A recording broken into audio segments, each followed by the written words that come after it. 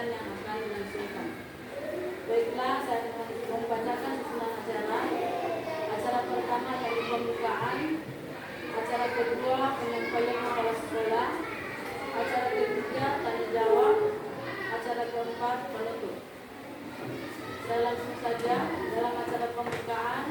Mari kita sama-sama mengucapkan Bismillahirrahmanirrahim. Acara atau rapat untuk proyek penguatan profil pelajar Pancasila. Saya ulangi, rapat proyek penguatan profil pelajar Pancasila yang dikenal dengan P5 dalam kurikulum merdeka. Itu hanya dilaksanakan kelas 1 dan kelas 4 SDN 3 Bone. Saya buka dengan resmi. Acara selanjutnya, acara kedua yaitu penyampaian kepala sekolah. Kepada beliau kami persilakan. Halo.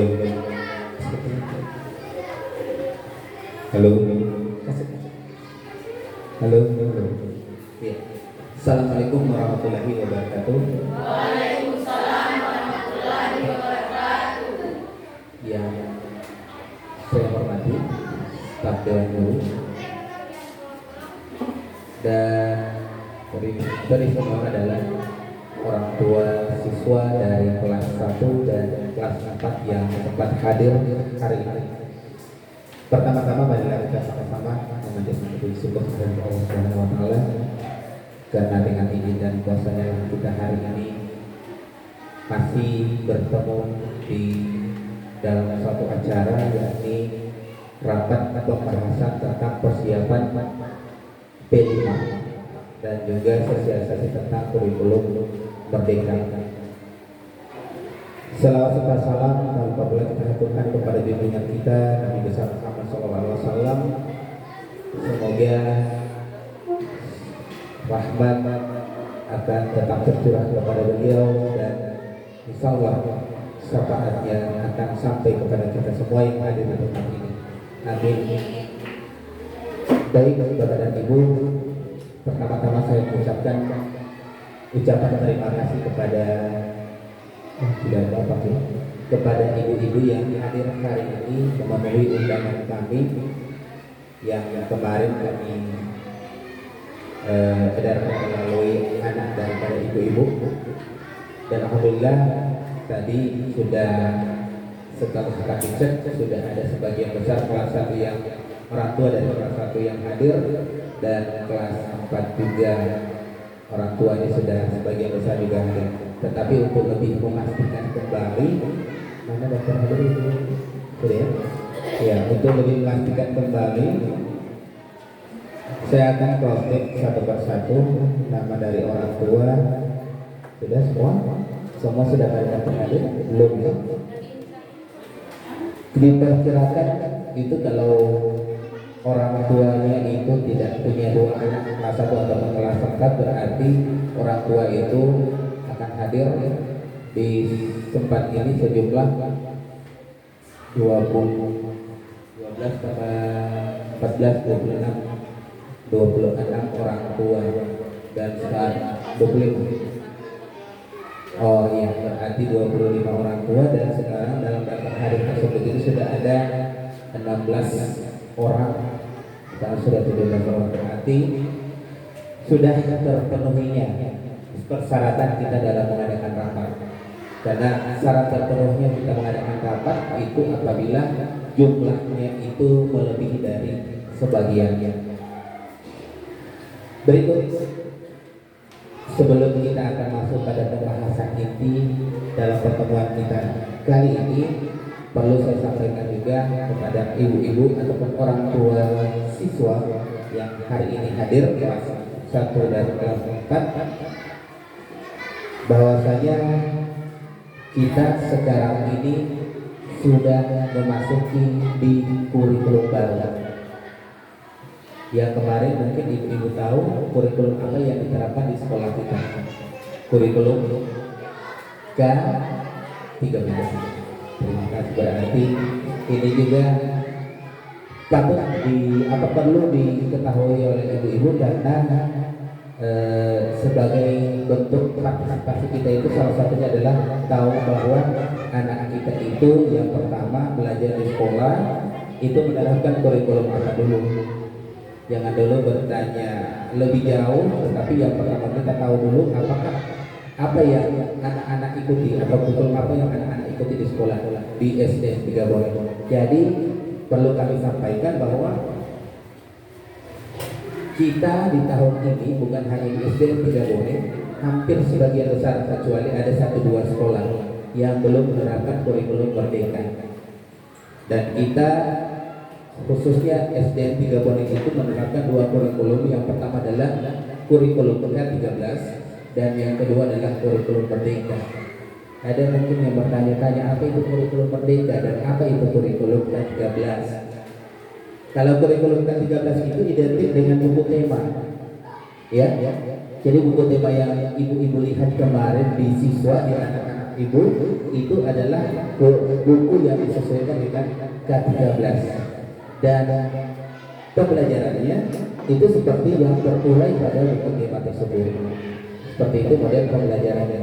Tetapi untuk kurikulum merdeka itu kita di tahun ini baru akan mengadakan bukunya karena memang kemarin buku untuk kurikulum merdeka itu stoknya itu kurang, sehingga memang beberapa sekolah termasuk sekolah kita juga tidak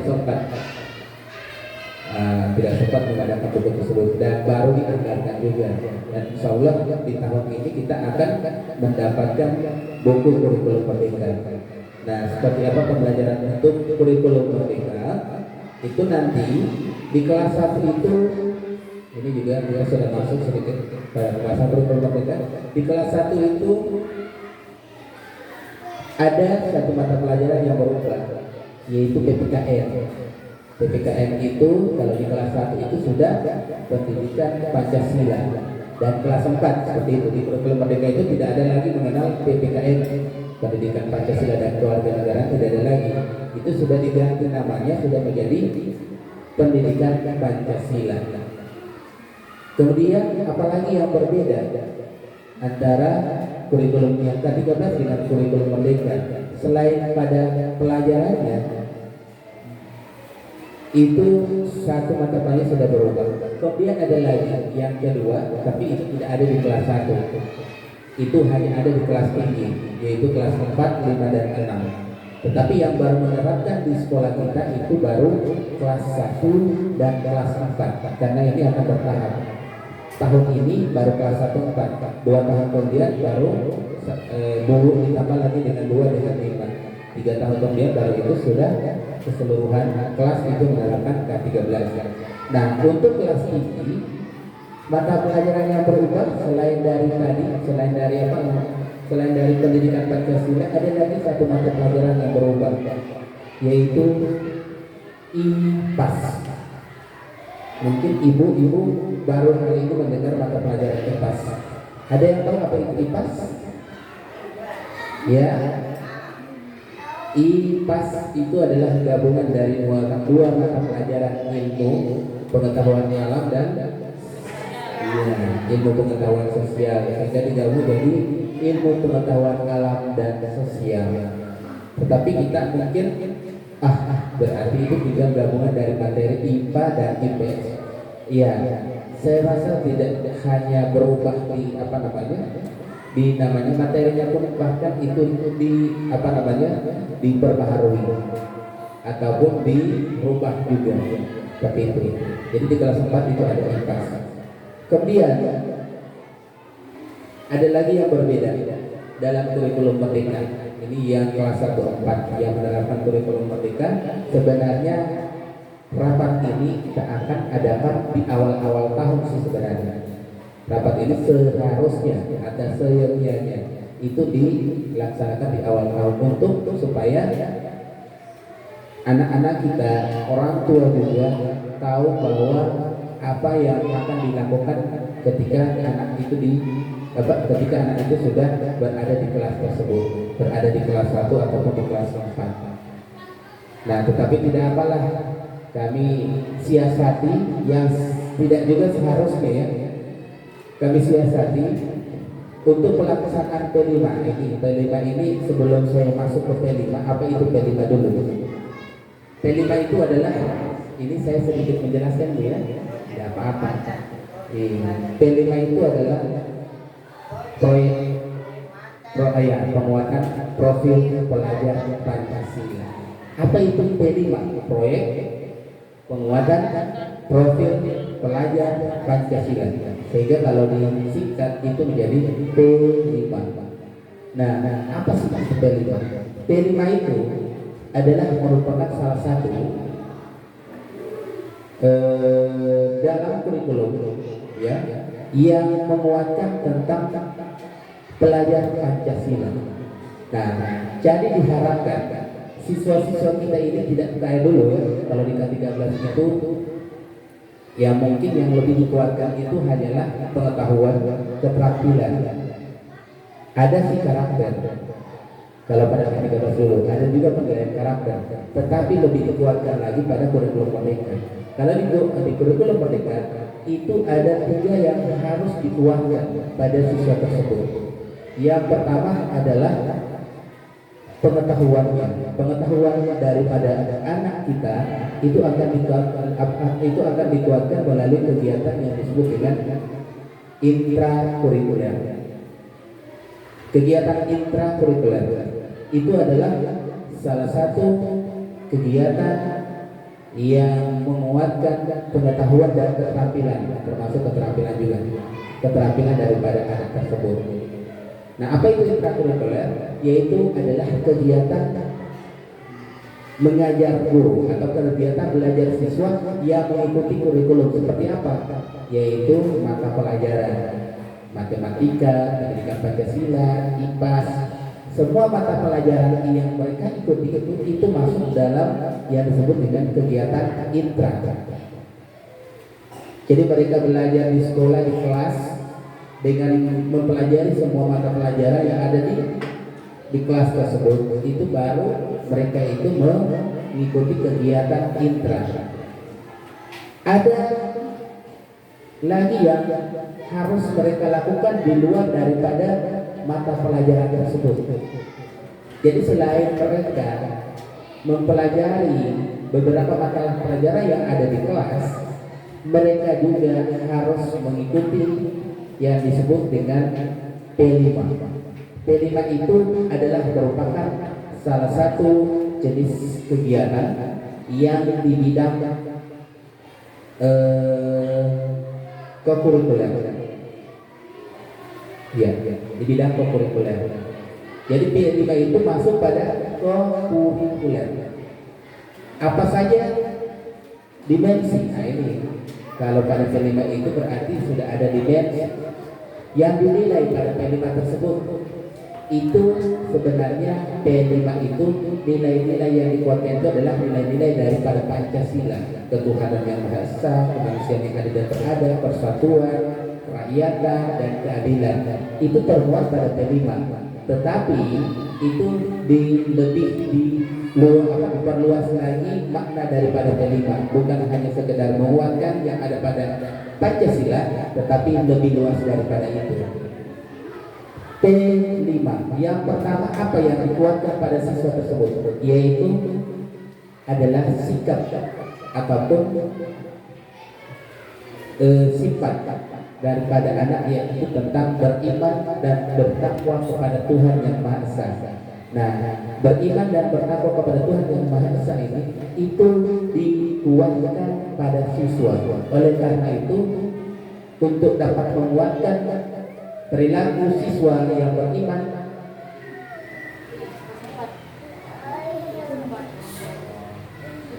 oleh karena itu sekolah harus dapat melakukan kegiatan-kegiatan yang dapat menguatkan keimanan dan ketakwaan daripada peserta didik ataupun daripada siswa.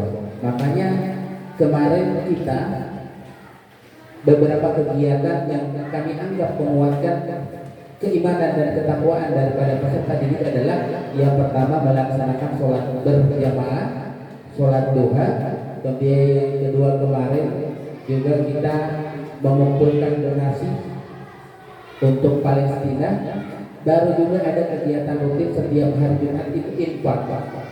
Nah, di sini kami sampaikan apa alasan kami membuka donasi, kemudian juga melakukan sholat berjamaah, kemudian juga apa lagi? Menghafal Asmaul Husna, terus juga mengadakan apa?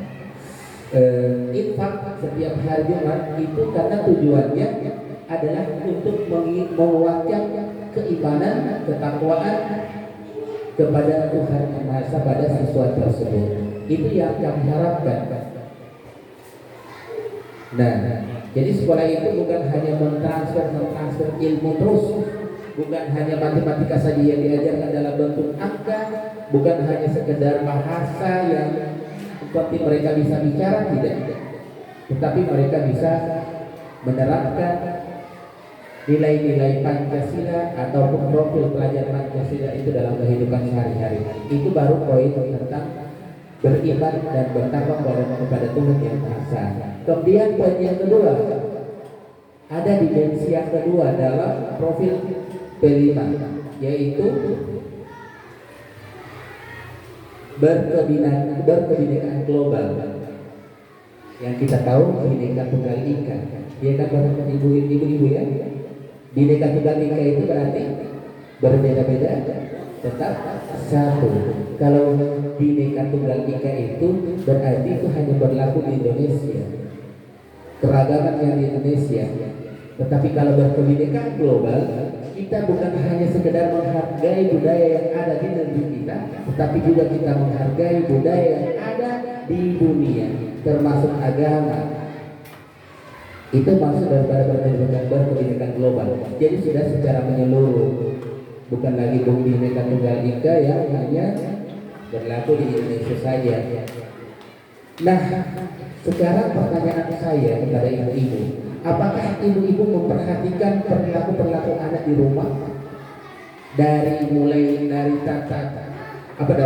tata bicaranya, ataupun tata bahasanya, tutur katanya, seperti itu. Kemudian yang kedua, apakah ibu-ibu memperhatikan juga sikap anak kita terhadap orang lain ketika di situasi yang ada perbedaan? Contoh misalnya perbedaan pendapat. Contoh perbedaan apa lagi? Perbedaan misalnya budaya. Dan mungkin di sini kalau dari budaya ada atau tradisi kita masih seragam, tetapi ada hal-hal yang berbeda lagi selain daripada adat budaya yang ada di desa ini. Mungkin dari segi misalnya berpendapat. Biasanya kan ketika berpendapat itu kita kan ada perbedaan pendapat antara satu sama lain. Nah, kita harus selalu tanamkan ke anak kita harus menghargai toleransi. Nah, dan ini kenapa ibu-ibu diundang di sini, karena pertemuan ini juga salah satu bukan hanya sosialisasi juga, tapi ini adalah bentuk edukasi untuk kita semua tentang kurikulum merdeka. Berikut berkebinekaan global. Setelah itu bergotong royong. Nah itu bergotong royong berarti ibu-ibu sudah tahu apa yang harus kita kuatkan pada anak-anak tentang perilaku bergotong royong. Contohnya adalah sikap mereka bekerja sama. Ada anak yang suka menyendiri, ya, itu. Bahkan belajarkan juga anak. Ada belajarkan anak ketika belajarkan anak dengan mandiri, belajarkan anak juga bersosial dengan orang lain. Artinya anak itu harus bisa di dua situasi kondisi. Boleh belajar mandiri, boleh juga belajar secara bergotong royong, boleh juga belajar secara bekerja sama. Atau artinya boleh hidup secara individual, boleh juga hidup secara bersama-sama. Seperti itu. Supaya kalau itu hidup individual itu artinya hidup mandiri, tidak harus bergantung dengan orang lain. Itu maksudnya. Nah, bergotong royong ini dimensi yang dikuatkan itu adalah perilaku anak tentang bergotong royong. Nah, di P5 ini, P5 itu semacam proyek, ya. Jadi ini perlu saya sampaikan untuk ibu-ibu supaya ibu-ibu memahami apa itu P5. P5 itu dia sama persis dengan praktek. Tapi kan bedanya kalau praktek itu hanya selesai dalam 1 hari. Nah, tapi karena ini adalah berbentuk proyek, maka pelaksanaannya itu tidak hanya selesai dalam 1 hari, atau pelaksanaannya itu dia lebih dari 1 minggu, lebih dari 2 minggu, karena dia pelaksanaan itu mengikuti alur, sama dengan pengerjaan proyek jalan. Ya jelas kan kalau pengerjaan jalan tidak mungkin tiba-tiba langsung jalan kan? Ya. Begitu juga dengan P5 ini. Nah, pada P5 ini proyek ini mereka juga itu akan belajar sesuai alur. Alur pertama itu akan membutuhkan sampai 3 hari atau 4 hari pertemuan. Alur apa itu? Yaitu alur tentang perkenalan. Oke, saya belum masuk di situ. Saya masih lanjut lagi ke dimensi yang berikut, yaitu kemandirian. Jadi pada P5 itu ada juga kemandirian, dan terakhir adalah bernalar kritis. Nah, jadi itu adalah dimensi-dimensi pada proyek ataupun pada P5. Pada P5. Jadi tugas yang kami berikan ataupun proyek yang kami berikan untuk anak itu untuk menguatkan 6 dimensi tadi. Yang pertama beriman dan bertakwa kepada Tuhan Yang Maha Esa. Yang kedua adalah berkebinekaan global. Yang ketiga adalah bergotong royong. Keempat kemandirian. Kelima bernalar kritis. Keenam kreatif. Apa? Kreatif ya? Iya. Keenam kreatif. Jadi tujuan kami melakukan tujuan daripada kurikulum Merdeka ada kegiatan P5 itu adalah untuk supaya anak-anak itu memiliki bukan salah satu, salah dua dari 6 tadi. Jadi tergantung kami memilih apa. Misalnya dengan proyek ini kita ingin siswa itu memiliki sikap beriman, bertakwa kepada Tuhan Yang Maha Esa. Kemudian yang kedua, dengan proyek ini kami ingin siswa itu bisa memiliki sikap bernalar kritis. Nah, makanya proyek itu dilaksanakan sebenarnya dengan tujuan hanya 2 itu. Bukan untuk mengukur pengetahuan, tapi untuk mengukur sejauh mana mereka itu menunjukkan sikap-sikap dari yang 2 tadi. Jadi bukan diukur pengetahuan ya, pengetahuan itu diukur di kegiatan intra tadi, bukan kegiatan kokurikuler. Pengetahuan itu diukur dari apa? Dari mata pelajaran yang diikuti ada di kelas, seperti itu. Nah, dan sekarang perlu juga kami sampaikan untuk kelas 1 ini kita sudah langsung akan sampaikan proyek apa yang dilakukan oleh kelas 1. Proyek yang dilakukan oleh kelas 1 itu adalah tentang permainan tradisional. Jadi kelas 1 ini selama 1 bulan ini tinggal bermain. Jangan nanti kalau tidak saya adakan rapat, jangan sampai muncul lagi di postingan itu SD 3 boleh di bulan November. Iya, sudah kegiatannya pada di luar, kemudian cuma bermain. Nah itu. Padahal bermain mereka itu masuk dalam P5. Memang kegiatan belajar itu tidak, kalau dalam 1 semester itu hanya 5 bulan.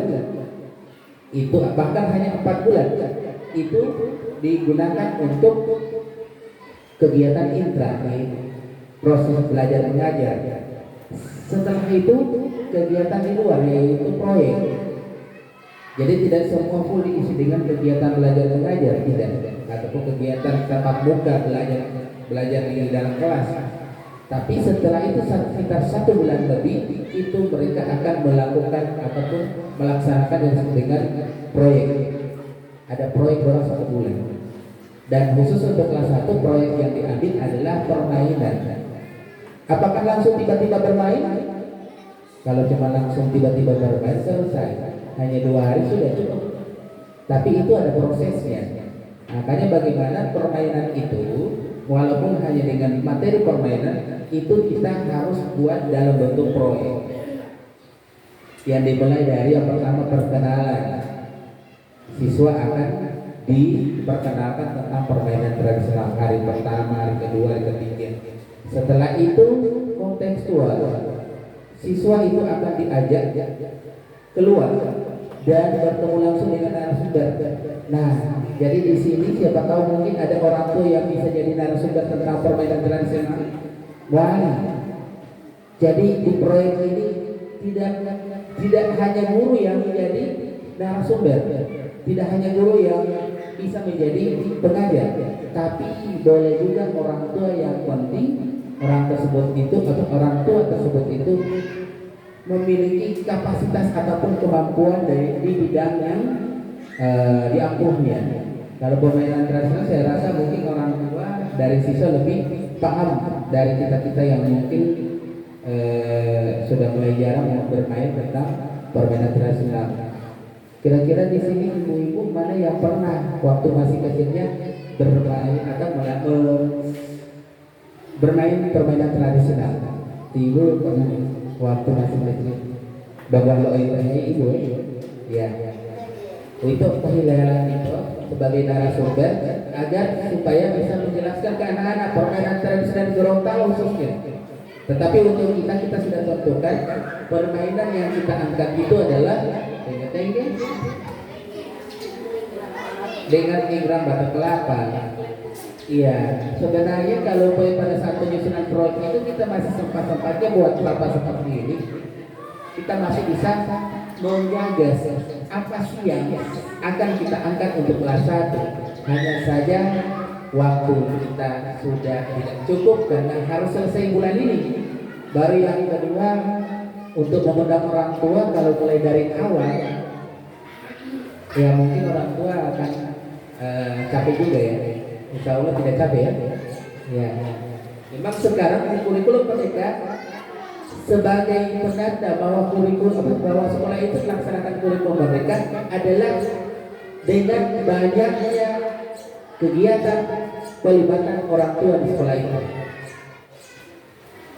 Bukan kurikulum yang dulu ini. Kurikulum ke-13 orang tua itu akan hadir nanti pada saat penyerahan rapor selesai. Itu kurikulum lalu. Tapi kalau kurikulum merdeka dengan banyaknya pelaksanaan acara yang melibatkan orang tua itu salah satu tanda bahwa sekolah itu menerapkan kurikulum merdeka. Salah satunya pelibatan orang tua itu adalah ini pada saat kita membahas tentang P5. Harusnya membahas P5 itu mulai dari awal. Proyek apa yang akan kita angkat untuk kelas 1. Tapi karena berhubung waktu kita singkat, kita sudah tentukan kelas 1 permainan tradisional, yaitu permainan tege-tege dan permainan ingrang dari batu kelapa. Apa dulu sebenarnya? Ingrang batu kelapa. Tege tapi dari Buau. Ya, tege iya.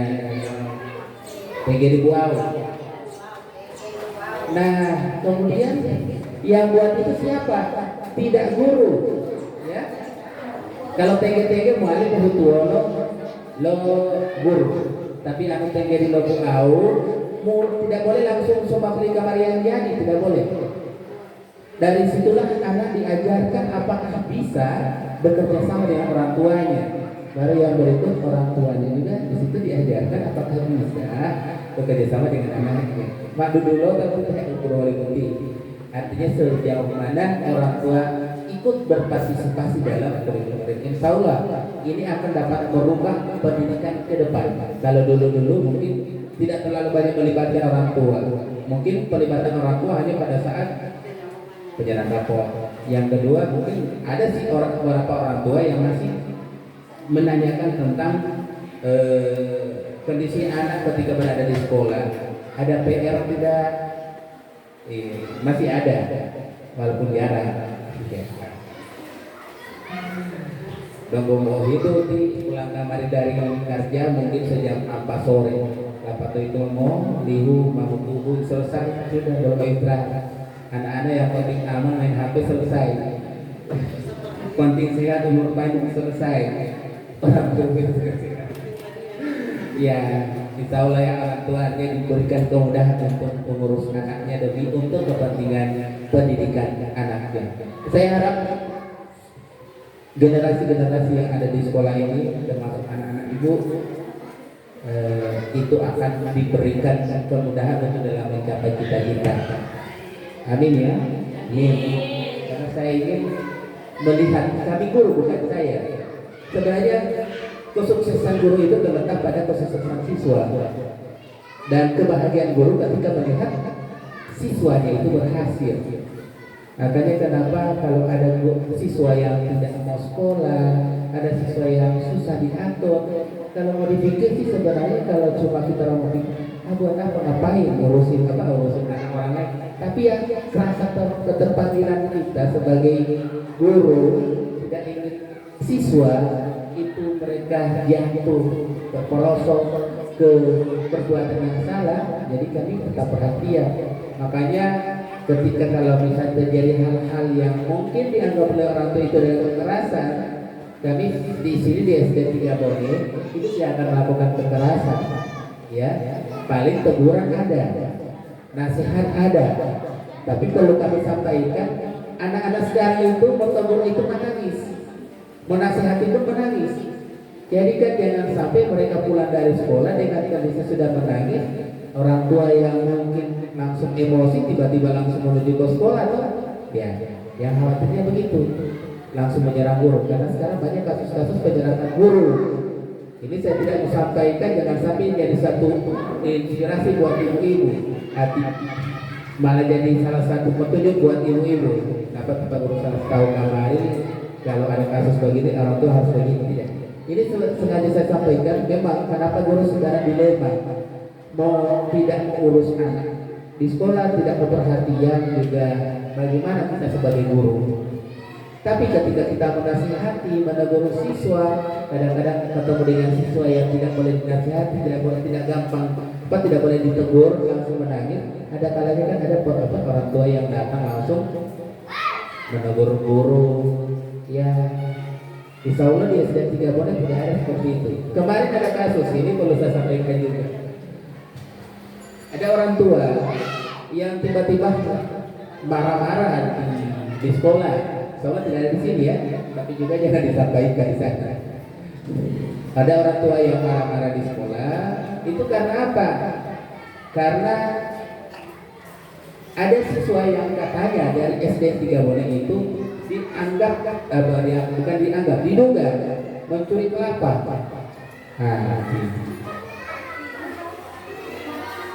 Mencuri kelapa. Kejadiannya di luar sekolah. Sekolah. Pertanyaan saya kepada ibu-ibu, kira-kira siapa yang bertanggung jawab? Sekolah atau orang tua? Tapi hebatnya orang tua, setiap kesalahan anak, sekolah yang mereka datangi. Mereka mengaku bukan ke rumah, tapi ke sekolah. Saya jadi bertanya-tanya ya. Berarti kalau setiap kesalahan anak, sekolah yang jadi bertanggung jawab, orang tuanya kemana? Nah itu. Oleh karena itu, ini saya harap kita ini punya tugas yang sama, yaitu sama-sama mendidik. Ibu sebagai guru di rumah, kami sebagai guru di sekolah. Jadi didikan ibu kita lanjutkan di sekolah. Kalau misalnya anak kita berperilaku yang tidak terdidik, berarti yang bertanggung jawab itu dua, kita yang di sekolah dan juga guru. Kita yang di sekolah dan juga orang tua. Jangan semua dilimpahkan ke guru. Itu sampai ada kata-kata tidak diajar mereka di sekolah itu. Ini anak-anak di sekolah ini tidak pernah diajar. Halo. Sampai kami dalam hati kecil kami merasakan selama ini kami tidak pernah mengajarkan bahwa mencuri itu bisa. Ya, selama ini kami tidak pernah mengajarkan bahwa mencuri itu boleh. Kami selalu mengajarkan yang baik-baik. Tetapi kalau misalnya ada siswa, ya kalau ada siswa yang melakukan hal yang di luar daripada yang kami ajarkan, harap dimaklumi, gitu. Karena namanya siswa, namanya anak, itu mereka juga masih dalam proses belajar. Ya, insya Allah dari kita menasihati, dari kita menegur, itu akan dapat memperbaiki dirinya mereka, memperbaiki diri mereka. Seperti itu. Jadi kita sama-sama mendidik ibu ya, sama-sama juga mengajar. Hanya saja ibu itu adalah memang guru pertama dari siswa, dan rumah adalah merupakan pendidikan pertama bagi anak. Seperti itu. Kita di sekolah baru melanjutkan. Oleh karena itu, ini kami sampaikan ketika melihat situasi seperti itu yang hadir hari ini, saya berharap agar lebih bijak untuk menyikapinya. Dan saya alhamdulillah dari kelas 1 kelas 4 belum ada orang tua yang mengamuk, tidak. Karena kita sebenarnya tugasnya sama. Nah ini sampai pendidikan yang kami terapkan di sekolah. Makanya P5 ini nanti 1 bulan kami sampaikan khusus kelas 1 itu permainan tradisional. Kemudian untuk kelas 4 ini baru sekilas lah, sedikit saya bicara. Untuk kelas 4, nah ini perlu juga diketahui oleh ibu dalam menentukan proyek apa yang akan diberlakukan di kelas itu. Kita harus melihat tema dulu. Ada tema yang sudah ditetapkan oleh Menteri Pendidikan kita, Pak Nadiem Makarim. Harus tahu itu ya, Nadiem Makarim. Jauh PIP ya, kita tahu ya, PIP apalagi PIP gitu. Ya, itu usah. Berikut yang kedua. Nah, jadi ada tema yang harus menjadi acuan kita, jadi pijakan kita. Di 1 tahun itu kita hanya bisa diberikan kesempatan memilih 2 tema. Boleh tema kearifan lokal, kedua ada tema ini berkelanjutan. Kelas guru kelas yang paham tentang itu. Makanya saya sedikit lupa. Jadi kalau lupa hanya sama guru kelas 1 kelas 4. Jadi ibu juga kalau bertanya tentang seperti apa P5-nya boleh bertanya. Kira baru yang kedua, ibu apa ada partisipasi yang bisa kami berikan untuk silakan tanya sama ibu guru. Ini sudah kenal guru ini ya? Berarti yang tidak dikenal tinggal saya. Oh, sudah kenal ibu? Oh sudah, lain. Oke. Nah, gaya hidup berkelanjutan. Nah itu yang diangkat oleh guru kelas 4. Apa itu gaya hidup berkelanjutan? Proyeknya apa? Proyeknya itu membuat ketupat. Buat ketupat. Ini kenapa? Memang ada banyak pilihan. Kelas 4 ini sudah mau mengambil juga daur ulang sampah, kemudian juga menggambar, membuat batik. Tapi saya lebih melihat sisi manfaatnya, yaitu adalah membuat ketupat. Alasannya apa? Banyak secara, bukan cuma ada termasuk kita juga mungkin, kecuali di WB yang sudah tahu membuat ketupat, bungkusan ketupat. Tapi kalau saya termasuk juga belum tahu membuat ketupat. Ibu Ama sudah tahu ya? Belum, ibu ini sudah tahu. Ini korban karena tidak pernah diajarkan tentang bagaimana cara membuat ketupat. Karena orang tua membiarkan orang juga tidak mau cari tahu. Apalagi cewek dulu bagaimana ibu suruh bikin ketupat hari raya pun Dalemo dong, tahu bahwa suatu hari malam pada malam lebaran itu lebih asik daripada kalau malam lainnya. Oke. Nah itu tujuan saya karena melihat fenomena yang terjadi sekarang, bahkan kita pun guru tidak tahu membuat ketupat apalagi siswa. Supaya ke depan mendekati hari raya ini persiapan hari raya anak-anak bisa diajak untuk buat ketupat. Dan ini salah satu keterampilan, jangan ikuti kayak kami ya, jangan apa, karena kami ini memperbaiki yang generasi ini, kita sudah terlanjur. Jadi kami tinggal memperbaiki generasi yang akan datang. Gitu. Jangan Pak Guru saja tidak tahu, tidak boleh belajar atau tidak boleh jadi panutan kalau yang tidak baik. Gitu. Jadi itu tujuan kami, kenapa kelas 4 itu kami pilihkan mereka harus membuat ketupat. Mulai dari apa, Pak? Mulai dari mencari bahannya. Itu dibantu orang tua. Nah, bahannya mereka bawa, kemudian mereka buat di sini. Tetapi sebelumnya ada tahapan di mana mereka belajar dulu dengan narasumber. Boleh di sini ada ibu-ibu yang siap jadi narasumber? Atau apa? Biar coba uang. Apa? Daripada kita mendatangkan dari kota. Mau lolo tipe ketupat itu harus langsung dari kota.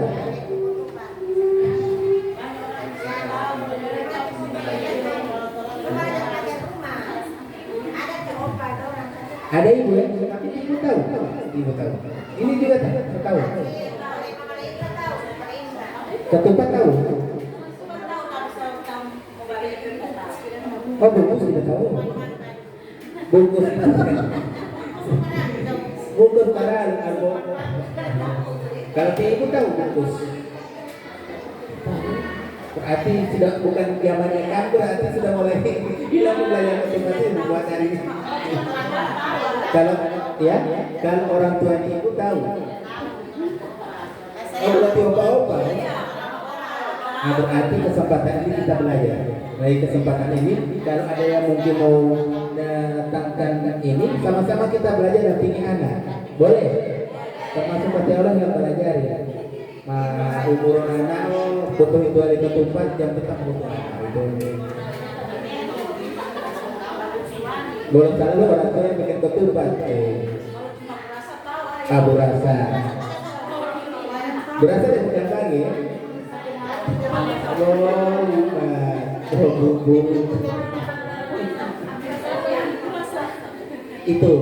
Itu kenapa saya memilih ketupat, karena mulai hilang dari bahasa Gorontalo, mulai terkikis, tergerus, begitu juga ketupat mulai tergerus, padahal saya tidak pernah tidak diadakan. Setiap tahun pasti ada ketupat. Kemarin itu pertama tergerus, harganya tetap jalan terus. Nah, di tahapan membuat ketupat ibu-ibu, kalau sampai, nah ini kan mungkin akan ada siswa diminta untuk membawa bahan. Apa ibu? Ada alasan, mungkin akan ada orang tua bilang boleh belajar ibu, ya kan? Karena seperti apa bom, apalagi bom sekarang ini ya. Apalagi bom di sini ini tinggi-tinggi semua. Memang semua alasan bagi itu.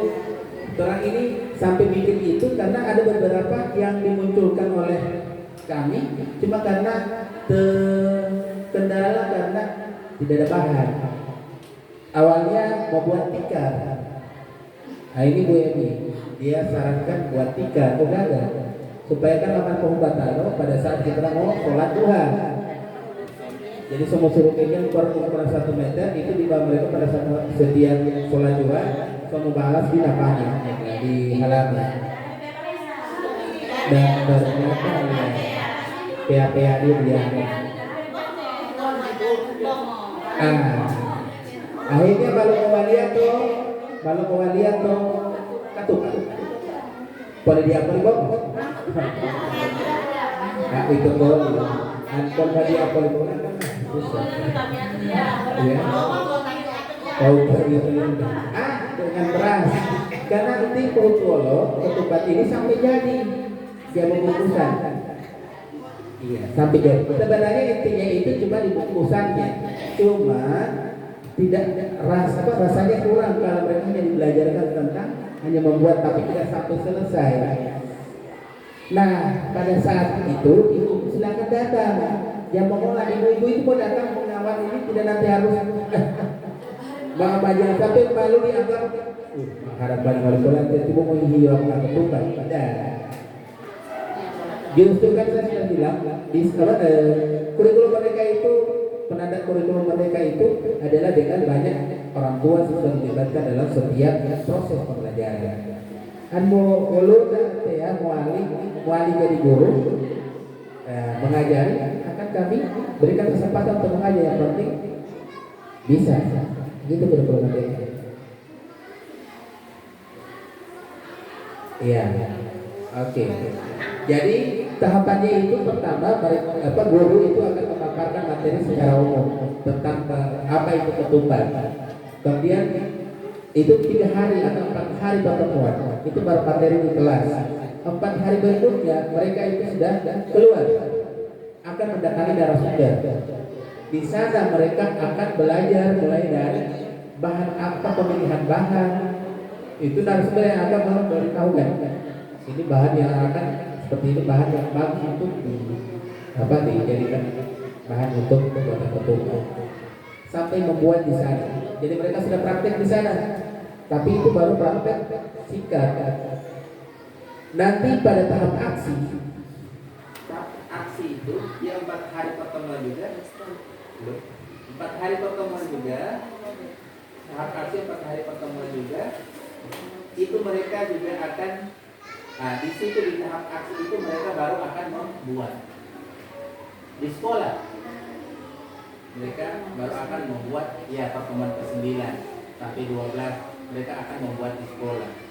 Nah, mereka buat lutusannya berikutnya. Setelah itu mereka mulai siap dengan alat bahan memasak. Bolong. Dapat alat tubuh berikutnya baru bisa dimakan. Mana Ibu? Insyaallah. Ya, sudah membahas itu kontepat menurut sampai besok. Dia sampai 3 hari. Kalau tanam dia tahan lama. Nah, itu dibagi per kelompok. Ada dibagi juga 3 kelompok. Nanti untuk kelompoknya ini akan disampaikan juga melalui anak-anak itu dari siswa. Jadi berkelompok ibu-ibu silakan mengawasi anak. Orang memasak di sini, tapi masalahnya di sini, masalahnya pada saat memasak kompor hanya 1. Jadi orang tua bawa kompor masing-masing. Karena ada 3 kelompok, kalau bisa. Iya. Tapi kalau orang tua tidak siap, terpaksa mereka 3 kelompok itu bersaling gantian di satu kelompok. Kan waktu ya. Jadi dari itu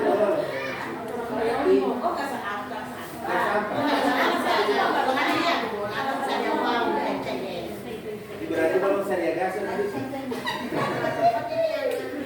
Oh, kalau gas siap ditanggung ya. Oleh sekolah.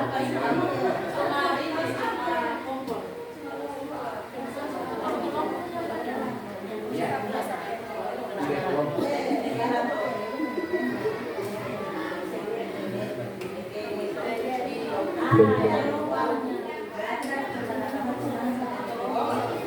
Jadi 3 kelompok boleh. Itu mungkin nanti hari kalau bisa kita boleh ada grup kan?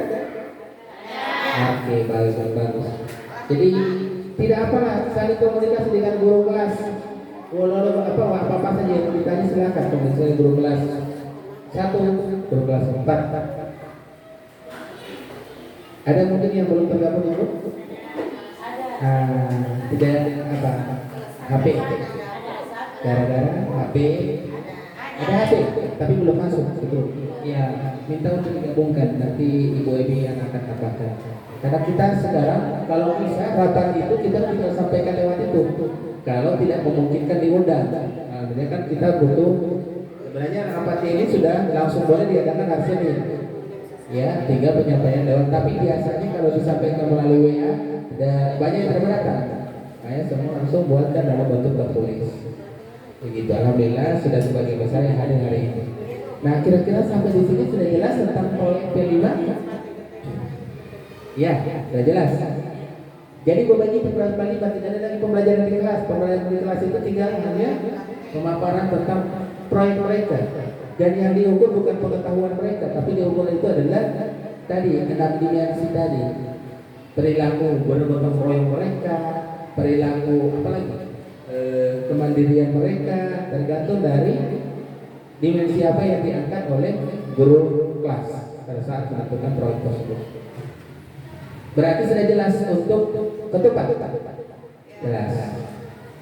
Bahwa nanti mulai dari sekarang baru mikir lagi yang mana yang cara mau ambil. Baru mikir lagi dong. Ya pulau baru tidak.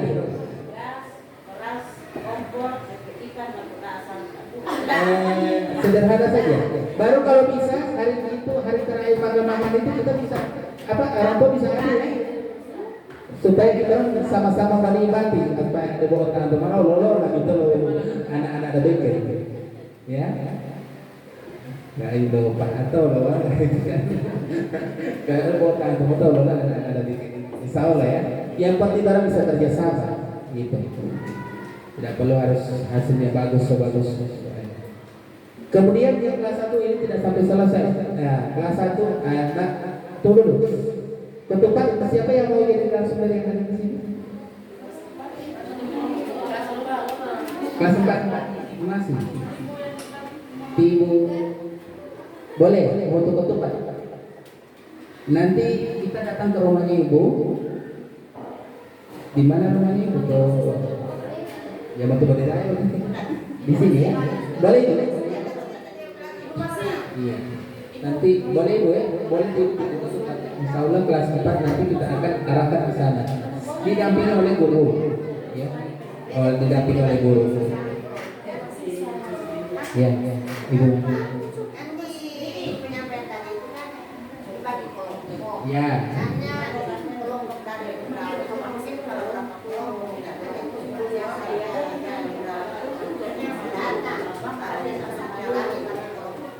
Besoknya lagi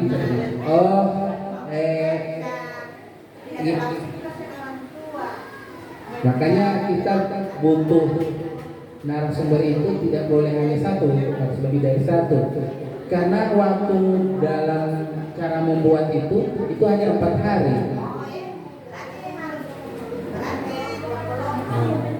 4 hari cukup berarti mengganti kopi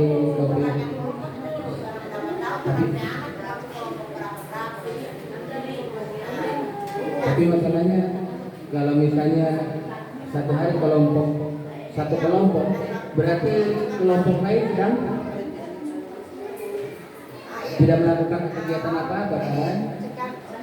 Iya. Baru satu orang yang jadi narasumber utama ada yang mendampingi anak-anaknya, Bapak kasih tunjuk langsung. Jadi di kelompok itu harus ada orang tua yang disampaikan oleh narasumber utama secara klasikal, katakan secara klasikal, secara umum, sampaikan ke 3 kelompok, kemudian 3 orang tua ya yang ada di kelompok masing-masing itu yang meneruskan kembali membimbing secara khusus untuk kalau dirasa masih juga kurang efektif boleh sampai satu kelompok itu 2 atau 3 orang tua. Pokoknya kita ini intinya bagaimana anak itu di tahapan itu bisa memahami cara membuat karena setelah itu orang suka bikin sendiri di sekolah sampai lebih itu waktu untuk cara membuat coba masuk di tahap aksi dengan tetap yang memulai. Jadi target kita apa hari itu cara membuat kira-kira bagaimana? Jadi mari penghindaran turun dari orang tua boleh berpartisipasi ibu tanpa mogok kita orang soal jalan ini.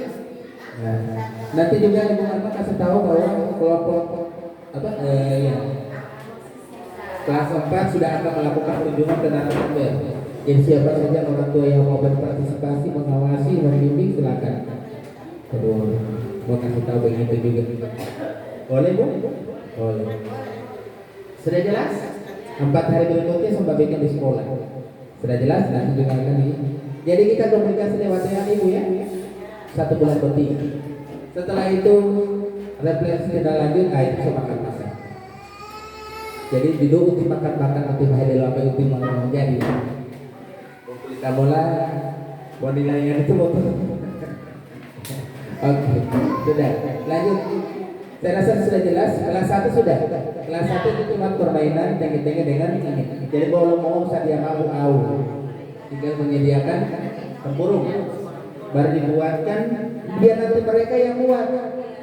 Ya, biar nanti mereka yang buat di sini. Nanti mereka akan diadakan lomba di sini. Ya.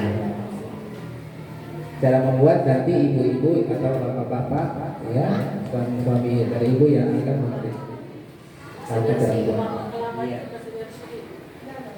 Kemudian jangan lupa kegiatan siswa didokumentasi. Kalau ada kegiatan siswa yang di rumah, itu harus karena kita itu harus membuat satu laporan. Diminta laporannya. Proyek madelo untuk proyek kebala nanti. Ya kan? Ada beberapa boleh dokumentasi dia. Kalau proyek ya.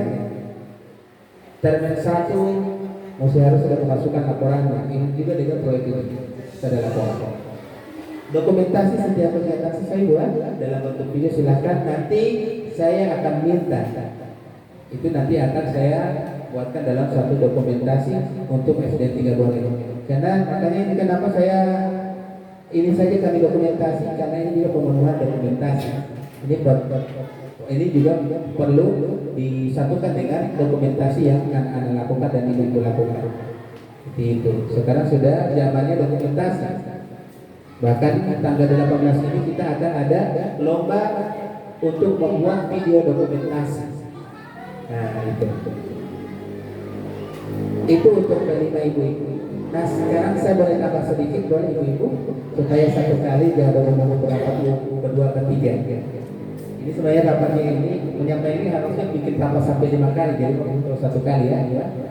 Yang kedua ibu, saya menyampaikan bahwa sekolah kita ya bukan sekolah kita, bahwa setiap satuan pendidikan atau setiap sekolah itu wajib menerapkan pendidikan inklusif.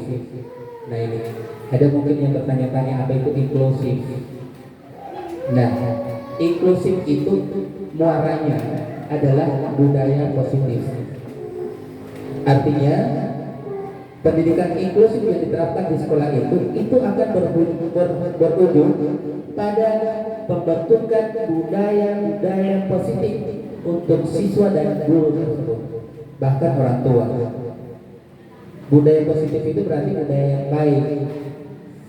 Seperti apa? Tidak ada apa itu? Apa ciri-ciri sekolah sudah menerapkan budaya positif? Atau ciri-ciri sekolah itu sudah berhasil dan terbangun budaya positifnya? Yang pertama, tidak ada lagi siswa yang melakukan kekerasan di sekolah. Anda baru tahu ini atau sekolah berarti belum tercipta budaya positif di sekolah itu. Yang kedua, masih ada kerenggangan antara pihak sekolah dengan guru. Artinya guru-guru dan orang tua tidak bekerja sama. Alhamdulillah sekarang kita berbangun supaya akan tercipta lingkungan pendidikan yang inklusif. Nah, ini poin penting inklusif yang atau pendidikan inklusif yang perlu saya sampaikan untuk ibu. Inklusif itu adalah semacam toleransi terhadap keberagaman, perbedaan yang ada di sekolah. Contoh, ada siswa yang mungkin dalam kelas tersebut itu ada yang nakal atau yang over apa itu namanya, kata lain dari nakal itu overactive bukan over lah. Kemudian yang kedua ada yang lambat belajar, belajarnya ini kalau di kelas inklusif yang di kelas kan siswa itu kan tidak semuanya punya IQ di atas rata-rata kan, ada yang di bawah rata-rata, ada yang lebih di atas rata-rata, itu juga termasuk inklusif. Nah keberagaman yang ada di kelas baik dari pengetahuannya itu termasuk inklusif. Nah, oleh karena itu dalam menangani keberagaman itu kita sebagai guru dan orang tua itu juga harus memberikan pelayanan yang berbeda-beda kepada mereka. Yang siswanya yang lambat belajar tentu harus lebih banyak mendapat perhatian besar ketimbang yang mudah belajar. Yang berikut juga orang tua yang menerapkan inklusif juga harus bisa memberikan perhatian khusus juga kepada anak-anaknya di rumah.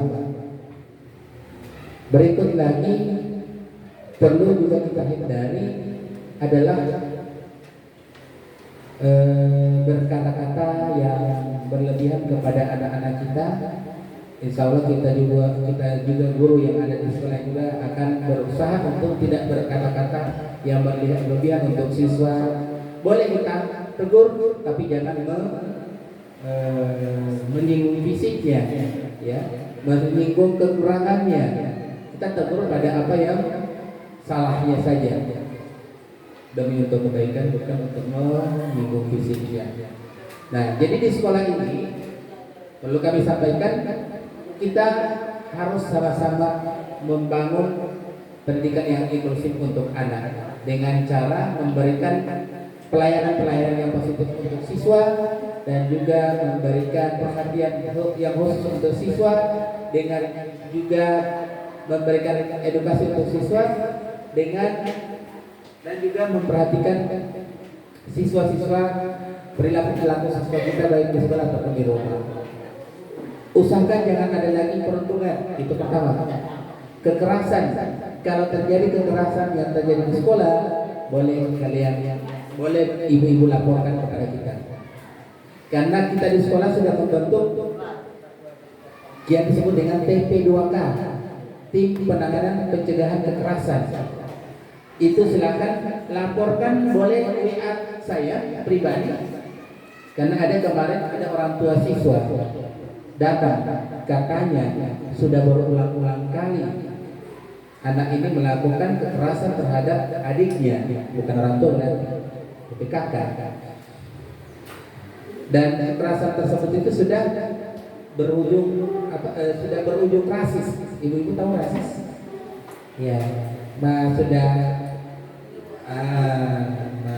menyinggung suku, budaya itu. Saya cuma heran saja, kenapa sudah ulang-ulang kali lalu sampai ke saya laporannya. Karena biasanya kekerasan terjadi di sekolah itu bukan karena guru tidak perhatian ataupun bukan karena guru membiarkan, tapi karena guru tidak tahu.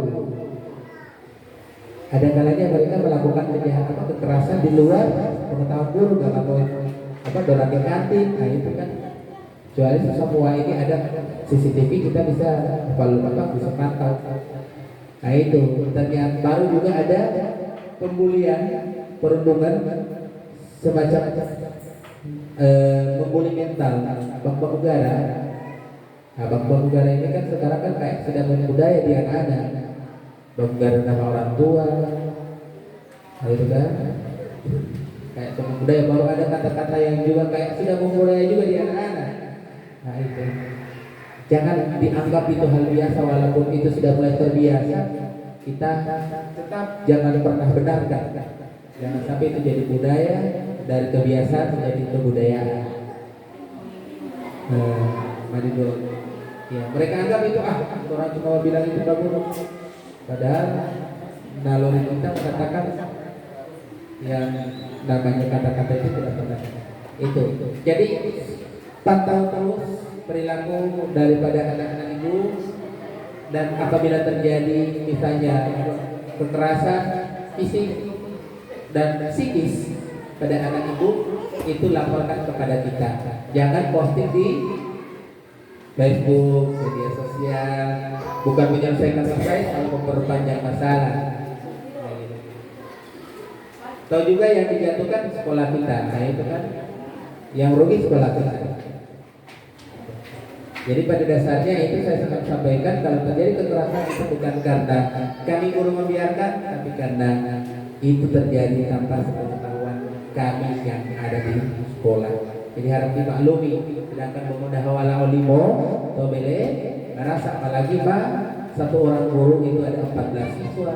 Apalagi saya yang harus menjaga 98 siswa. Itu yang saya takutkan kalau saya tidak berada di sekolah, jangan sampai ada orang tua semua lapor ada siswa begini-begini. Kemarin juga ada anak yang jatuh di lantai, mungkin kelas berapa, kelas 2, ibu ini kelas 2, orang tuanya mungkin ada di sini. Bibir pica bibir. Paling-paling kalau anak ibu yang iya ada bermain, baru tiba-tiba ada temannya yang dapat dorong ini anak ini jatuh, namanya jatuh di lantai dan pijat. Nah, kalau saya mau tanya ke ibu-ibu yang hari-hari ini, seandainya itu terjadi pada ini bukan meminta-minta ya, coba ketika itu terjadi pada anak ibu, kemudian kami sekolah memberitahu kamu lewat telepon, bagaimana reaksi ibu-ibu? Saya sebut kasar saya di ibu ini, ibu apa? Ibu Lastri, anak Ibu Lastri ini sekarang tuh Ibu Rasmi, Ibu Rasmi, anak ibu sekarang ada di bibir luka, mungkin tiba-tiba ada yang begitu, kira-kira langsung bagaimana reaksi ibu itu? Kenapa ya itu kan? Nah itu kenapa? Tapi juga susah pasangan. Mau antar ke sana, takutnya orang tua langsung menyerang kita guru. Akhirnya kita masih carikan dulu pengobatan, pertolongan dulu. Tolong carikan dulu siapa yang bisa mengobati yang dekat. Mau bayar di puskesmas jauh. Iya. Perempuan tidak mampu, kasihan mau harus melewati ke apa itu? Luar. Jadi tinggal cari yang ada di dekat-dekat. Alhamdulillah sudah. Insya Allah orang tuanya sudah tidak marah karena katanya orang tua itu perhatian sekali dengan anaknya, punya kekhawatiran tinggi dengan anaknya, itu yang menjaga. Jadi boleh kita khawatir dengan anak, tapi juga tetap kendalikan emosi kita. Boleh ibu-ibu ya? Oh itu kehidupan dia. Kita bisa maju bersama, kita bisa sukses bersama, kita bisa membangun anak diri kita apabila kita saling kerjasama. Ya ututuhi ya, apalagi oke. Saya rasa mungkin ini saya rasa sudah cukup ya. Nah mungkin masuk pada tanya jawab. Kalau ada hal-hal yang ingin ibu-ibu itu tanyakan, kepada kita kami persilakan.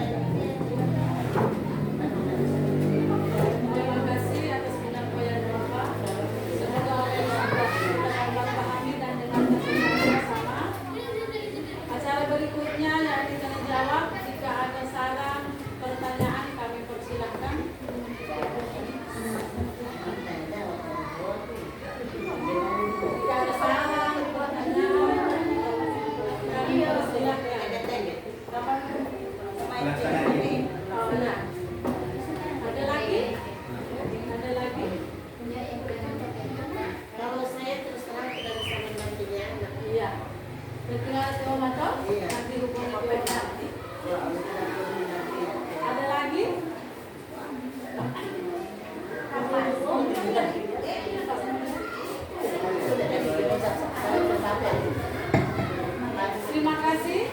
Pertanyaannya itu kapan pelaksanaannya?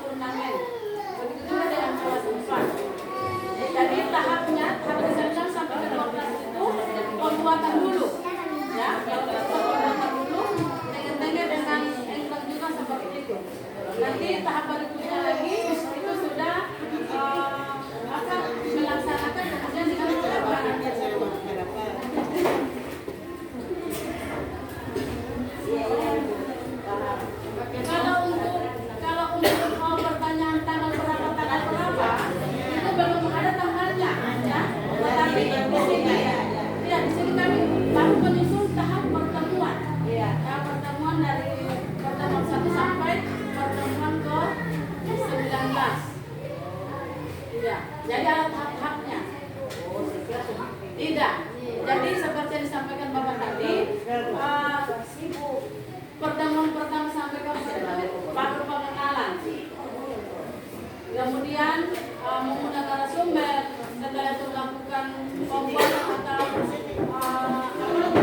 pelaksanaan dari ketupat. Setelah itu permainan atau hasil dari ketupat tersebut. Masih ada lagi? Ya? Terima kasih. Tadi disampaikan tentang narasumbernya. Narasumbernya ini diundang apakah di Indonesia kan narasumbernya itu kita di luar. Seperti kalau tempat itu pembuatan ketupat. Negara budaya cepat cara membuat kita buat aja tahu dari tahu kelapa muda.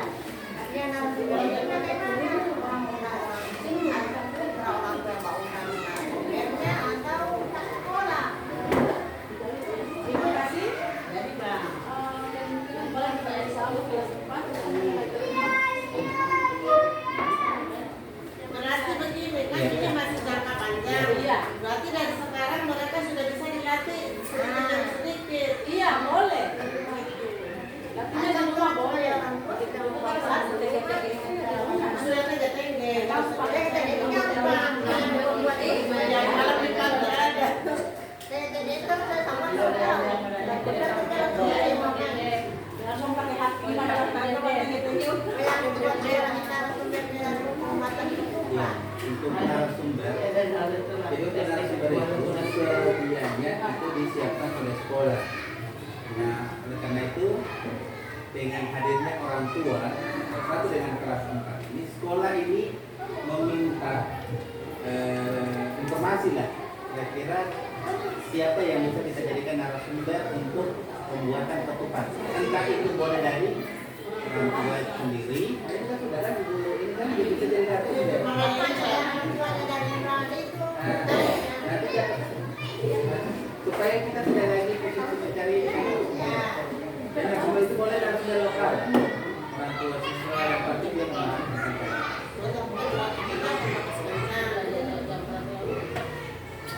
Kalau TGT kan semua orang tua bisa jadi narasumber. Kalau untuk kelas 1 kira-kira sepakat siapa? Dari orang tua bisa, sama kayak semua bisa. Iya, kalau hanya permainan itu semua tahu, tapi caranya itu, caranya harus dijelaskan bagaimana caranya, lomba bagaimana, peraturannya bagaimana. Bermain semua bisa bermain. Orang tua dan saya kalau perangkat atau balaskan. Betul. Ya. Jadi nanti seorang kursus juga